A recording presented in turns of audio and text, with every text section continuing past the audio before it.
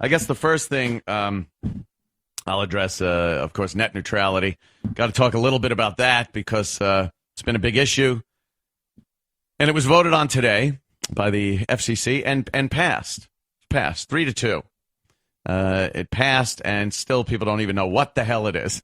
Everyone's talking about it. Everyone's arguing, debating. Is it good? Is it bad? And no one even knows what was in the 332 pages that they voted on because it's not made public. The FCC is a unelected commission that just goes about their business. Now, I do believe the constitutionality and everything of that has to go through Congress at some point, be voted on. I believe that's another thing that's all up in the air. Who the hell knows? Net neutrality. And from what I'm hearing, here's what I hear from the people that love the idea. This just makes sure that none of these horrible, evil corporations can charge you more for your bandwidth. So let's say Comcast or Verizon or something doesn't like this very program.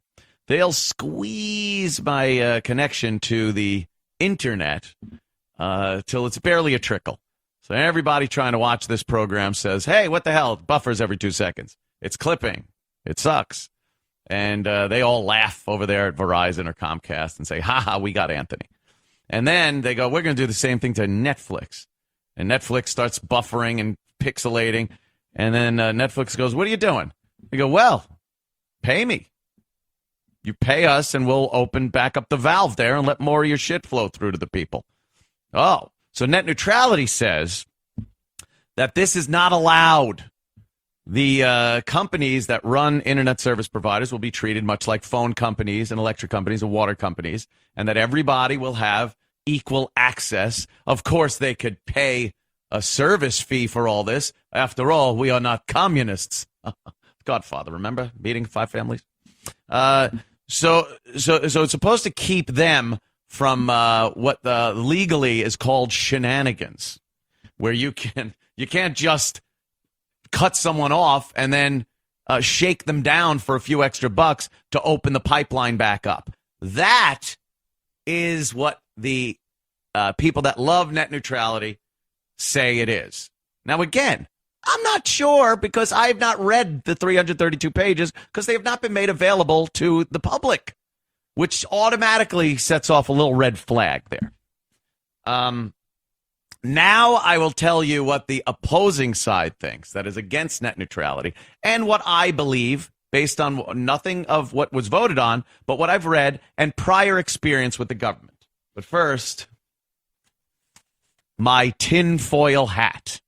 As Twitter and Reddit and phone callers and everyone else has pointed out, I am one of these conspiracy paranoid people that need a tinfoil hat when explaining things like net neutrality. So, the Federal Communications Commission, again, an unelected body that has sweeping powers in this country, voted on something that we don't even know what it is. We heard about it. I've heard people talk about it and tell me it's exactly what I just said it is. Nothing more. That's all it is. Just like your friendly water company. But it's the Federal Communications Commission. I've had my run-ins with these people for 20-some-odd years. It is also an arm of the government. I do not like the idea of something being voted on that the people cannot see. And I don't think what I explained in 3 minutes needs 332 pages to explain what it is. Yeah, we just want to keep this neutral and open to everybody. I would assume, based on previous experience with the United States government, that shit's thrown in there in, page 105. There's something in there that they hope slips through. And it would be a little detrimental. The Federal Communications Commission was originally made in this country. Radio was a big thing, and it needed to be regulated because you could crank up the wattage on your station to about 200 watts, literally barbecuing animals that came by your transmitter. And you could broadcast from Mexico, from the middle of the United States, and cover each coast. It was fascinating. So they said, no, we're going to max it out at 50,000 watts for everybody. And that's the equal, almost like net neutrality. We can't have this station blasting 100 watts, and this poor station only has 20,000 watts to work with, and they're being overpowered. So they did that. And frequencies. You can't have, Bob's radio station broadcasting at 92.3 or AM 1010, whatever. And then Bill's radio station is also on 1010. And they're beating the shit out of each other. It's like, hey, it's my station. No, it's mine. I don't care. Who says? I had it first. Dibs, shotgun, whatever. The FCC steps in and goes, no, we are regulating the frequencies, who they go to, who's licensed under that frequency, things like that. So there's none of that overlap. These are public services. I think it makes things better because it's regulated. You don't just have a bunch of people willy-nilly throwing their signals out and extorting people for their signals and everything else. Bravo, Federal Communications Commission. Thank you so much for regulating radio like that. We can now listen to anything we want. A free and open exchange of ideas, music, political ideology, maybe a little bawdy talk. It's all good. They're just regulating the signals. Don't worry about content. Put on your tinfoil hat, you paranoid fuck. Shit, piss, fuck, cunt, cocksucker, motherfucker, tits. The 7 dirty words that the FCC deemed unbroadcastable. Unbroadcastable. Well, what happened? They were just supposed to take care of the signal. What happened? Is something bleeding through my tinfoil hat? I hope not. I don't want the government to read my mind. Well, they got into the content business, didn't they? They got into regulating what goes over those signals and what is able to be said and not, what is deemed obscene, indecent, the moral compass of the country. And then you found people getting fined, fired, license revoked, whatever the penalty may be, based on what? The fact that they were broadcasting at too much wattage? That they were overlapping a signal? No. Purely on content. The FCC would get a complaint and then whack the hammer down on whoever said that awful thing. And if for a second you don't think that once the FCC has any grasp whatsoever on the internet and just the infrastructure and the pipes that the info flows through, that they are going to allow 2 girls, 1 cup? Do you think they're honestly going to say, look, this is a government-regulated utility. We can't allow smut like this. We can't allow bestiality. We can't allow 2 girls, 1 cup. We can't allow a tub girl, and I'm bringing up the dregs of the internet. But you know what? Who decides that?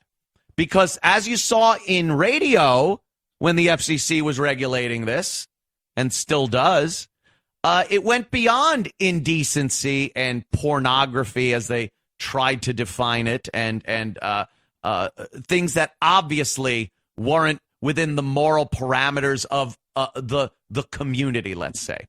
They went on to say any type of sex talk is verboten. You're not allowed. Why? Well, because we don't think it's good.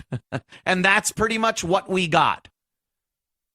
So to say, without a doubt, as I've heard from proponents of net neutrality, that this will not happen, that it's not in the friggin' 332 unseen pages, is the most naive. At the minimum, it's naive. I believe it's utter stupidity and dangerous to sit there and blindly trust that a government agency who just voted on something you haven't seen has your best interest at heart. And the difference between a utility like the electric company and the water company is that the water that comes out of my faucet is always the same water. It doesn't come out with ideology. It doesn't come out with political opinions. And it doesn't come out with sexual content. It just comes out of the fucking faucet. Now, when you look at the internet and what's going on over there, people are very offended by some things that are said. They find it gruesome, ugly. They define it as hate speech sometimes. Do you think the government-regulated internet is going to sit by while what people call hate speech goes over their regulated pipes? You're insane, people, and I'm the one wearing a tinfoil hat, and you're insane.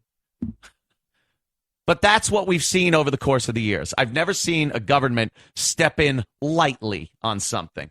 We're just going to put our pinky in it a little bit, just to make sure things are on the up and up. And then everything else is just totally free and fine, and you go about your business. It always gets into a stranglehold on you, choking you so the money's flying out of your pocket and your freedom of expression is choked off, and that's usually what happens. So to sit here and say you're for net neutrality that was voted on by an unelected body that you haven't seen is ridiculous and dangerous and naive and stupid.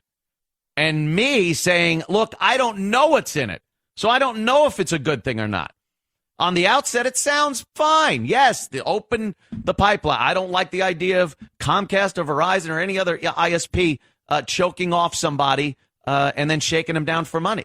Of course, if that solves the problem, oh, that's great. But again, I don't know if that's what it is because I haven't read it. And I don't think that's what it is because I've seen the government in action. And the prime example that I brought up, the FCC and how they treated radio and the logistics behind radio and then the content of radio, again, totally different than the water company or the electric company. The closest thing we have looking at the internet and what they want to do is radio and television. And what they've done to that as far as censoring it, you can't deny it. There's no one that is for net neutrality that can deny that the FCC has not curtailed some creativity through their censorship of radio and television. You can't say it. It's a 100% I'm right thing I'm saying here. Don't even try to debate that they've just left it open for whatever you deem fit to put on. So to just assume that they are going to treat the internet the same way by taking the same control over the infrastructure as they have over every other medium and utility and not have some type of say in content is so fucking naive, I'm embarrassed for you. And again, I'm wearing a tinfoil hat. You're listening to the best of the Anthony Cumia Show. Follow the show on Twitter at The Cumia Show or like us on Facebook at facebook.com/Anthony Cumia Show. Now we're talking uncensored.